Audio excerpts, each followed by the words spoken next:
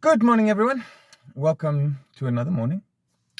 We're going to carry on our topic of choices. Yesterday we spoke about that a lot of times the inevitability of a choice is going to lead to some sort of regret.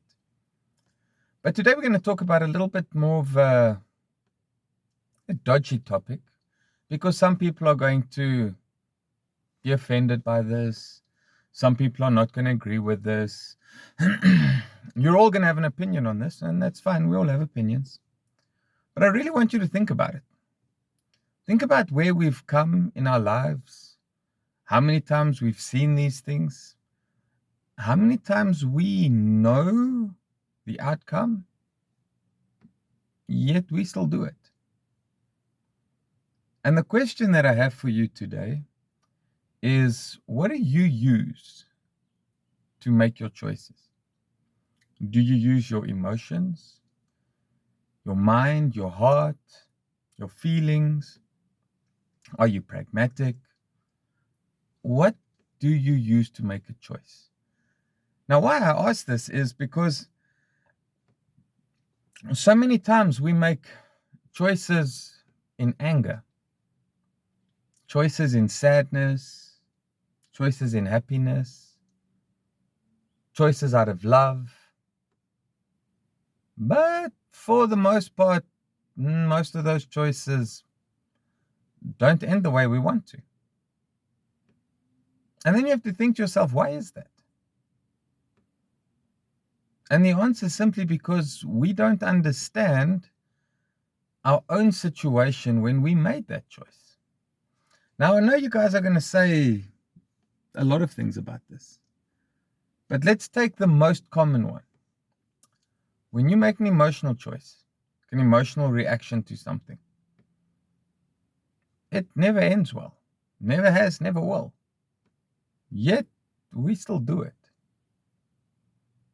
And then when you say to somebody, no, but keep your emotions in check. Just learn to control your emotions in that situation. See the response you get. It ain't going to be a good one. But again, that is an emotional response because you know that the person talking to you is right. You just don't want to be honest with yourself. How many times do you make honest choices for yourself? How many times do you make real choices for yourself? How many times have you given the choice the full consideration and ended up making a different choice because that would be the better choice? I can guarantee you that doesn't happen a lot because we keep thinking and believing and wanting more, but we don't realize what we lose in the process.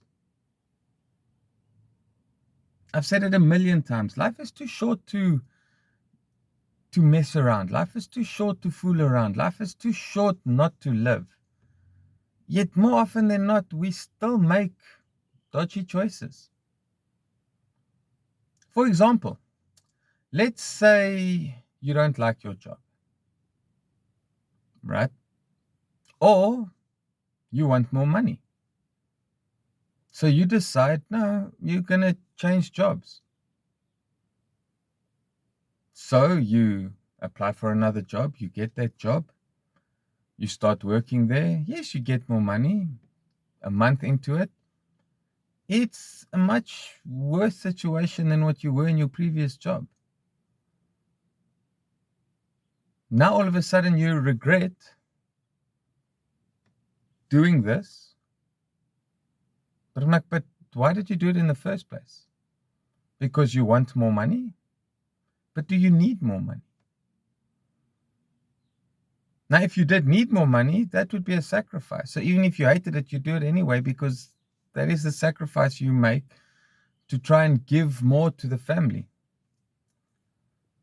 But when we start chasing our wants, our desires, that aren't really for us, same with emotional choices. You're in a fight. In anger, you say something.